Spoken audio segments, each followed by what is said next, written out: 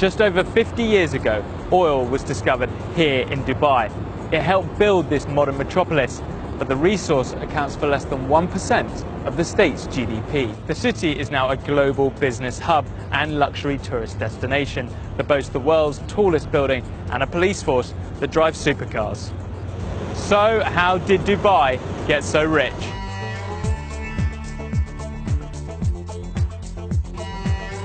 One of the main sources of Dubai's wealth is from its prosperous maritime activities.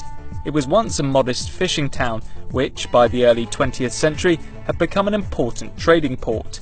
Its location, close to both Iran and the entrance to the Persian Gulf, attracted merchants from all over the region. Today, Dubai's main cargo port, Jebel Ali, is the busiest port in the Middle East, and arguably the United Arab Emirates' most valuable commercial asset. A big reason for the shipping terminal's success is that it's located inside the Jebel Ali Free Zone, also known as JAFZA. Spread over 57 square kilometers, JAFZA is the world's largest economic free zone. It's one of more than 20 other industry-specific free zones dotted around Dubai, all set up by the government. These zones attract businesses with tax breaks, custom duty benefits and no foreign ownership restrictions, all within a developed infrastructure that is run by an independent authority, helping streamline bureaucracy. Within JAFZA are now several thousand companies, accounting for more than 20% of total foreign investment in the UAE. The zone employs close to 150,000 people, helping generate more than $80 billion worth of trade, which accounts for 21% of Dubai's GDP. Extensive development in the city has come at a cost, however. The UAE has the world's 6th largest migrant population, with foreigners making up more than 80% of the people living in the country. The majority of that workforce is made up of South Asians working on construction sites for low wages and long hours in poor conditions, often unable to return home because their passports are withheld. But in 2017, following global criticism, the UAE's Federal National Council passed a new bill that gives workers 30 days paid vacation every year, 1 day off a week, medical insurance and a contract before starting work. But for Dubai's rulers and investors, this cheap workforce helped it become one of the world's fastest growing metropolitan areas. It's important to note that while Dubai is the largest and most populous state in the UAE, the richest state is Abu Dhabi, the country's capital city. It currently holds 9% of the world's proven oil reserves.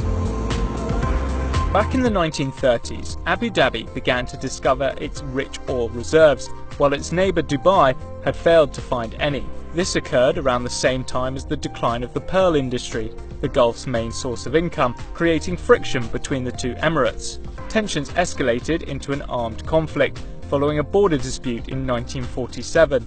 British intervention did lessen hostilities, but it didn't stop Dubai falling into a deep depression, leaving many residents starving and having to flee to other parts of the Gulf.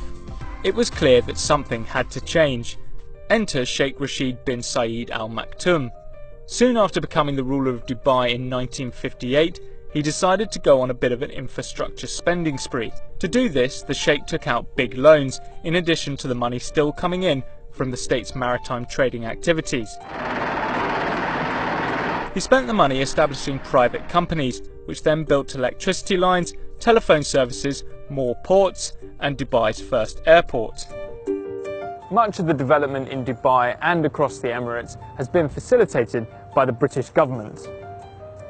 The two countries' relationship began back in the late 19th century when the UK agreed with the Sheikhs to establish the region as a British protectorate in return for diplomatic concessions. It's clear to see that the UK still maintains a strong business relationship with the Emirates, particularly Dubai. That is the London Gateway Port, a new deep-sea container terminal 25 miles east of the city. It's one of the UK's main links between London and 90 other cities around the world, and yet it's owned and operated by DP World, a company based in Dubai. It was 1966 when the UK and Dubai relationship became increasingly lucrative, following the Gulf state's discovery of its first oil field. When announcing the news, however, Sheikh Rashid said, "I have good news and bad news. We found oil, but not much." The city, though, wasn't dependent on selling oil in order to thrive. Instead, the oil was used to fund Sheikh Rashid's existing strategy of basing Dubai's economy around trade, tourism and finance. That decision now looks like a good one as the world increases its use of renewable energy and moves away from a reliance on oil. Dubai now has the world's busiest airport for international passenger traffic, confirming its position as a gateway to the east. But it's no longer just a stopover, it's also become a destination for millions of visitors. The state's vast infrastructure made this possible, but for many years it was largely unused.